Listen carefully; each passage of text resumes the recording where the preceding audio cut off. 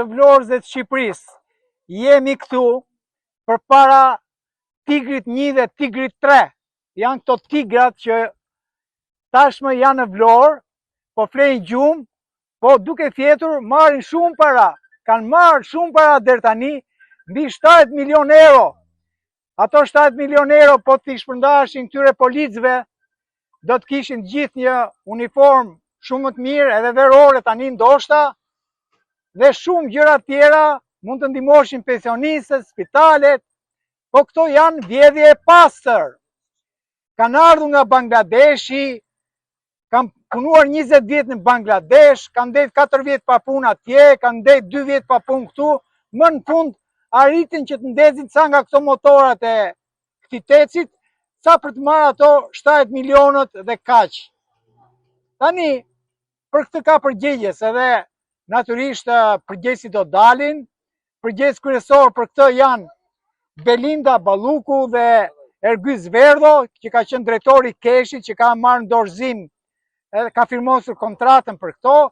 Është Eral Delezi, drejtori tjetër i Keshit, i cili i mori në dorëzim këto edhe kur spunonin, edhe kur punonin me karburant falso, i ka marrë në dorëzim, edhe janë përgjegjësa për këtë gjë, edhe Spaku po heton për këtë gjë.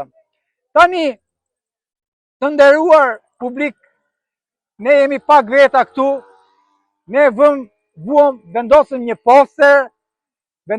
poster kur thamë që dorëzojmë gardin e tecit lundrues. E kemi thënë këtë gjë, por ne nuk kemi ardhur këtu për ta rrëzuar fizikisht. Gardin do ta rrëzoj vetë ata që e kanë vendosur. Keshi, qeveria, kompanitë ndërkombëtare, grabitçare, offshore, ata që e kanë vendosur gardin, ata duhet vinë ta heqin sa më shpejt. Nëse nuk do ta heqin, atëre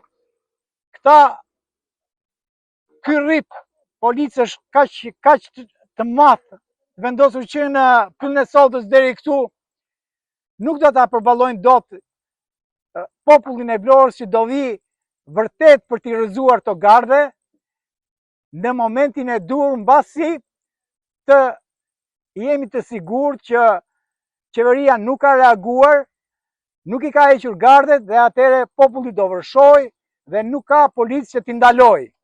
Mendoj që sot ne i kërkojmë policisë që të na krijojë mundësinë që të hyjmë brenda këtij gardi dhe njerëzit që ka disa njerëz që si kanë parë këto tigrat, që janë tigrat më grabitçar që kemi parë në Shqipëri, vinë t'i shohin aty, t'i bëjnë një fotografi dhe i bëjmë thirrje policisë na hapi këtë gard dhe të kalojmë lirshëm, për arsye se gardi i sigurisë nuk është këtu, është më tutje. Këtu është thjesht, shikoni tabelën, porti i peshkimit Vlorë. Pse ne si vlonjat mos të hyjmë dhe të shohim pikërisht këtë port të peshkatarëve, ku është dhe një market këtu për shitblerje peshku dhe produkte të detit, dhe ne jemi këtu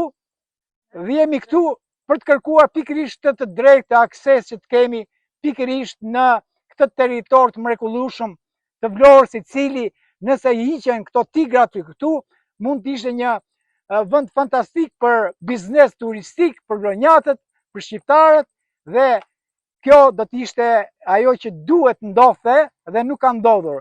Por akoma ka mundësi për pak ditë që mbaron kontrata e marrjes me qira të këtyre tecave për pak ditë, dhe nëse nuk hiqet gardi brenda këtyre ditëve që mbaron kontrata qiras, atëre do të përballeni vërtet me furinë e popullit për të liruar hapësirën, pushtimin që është bërë një pjesë vitale të territorit të Vlorës.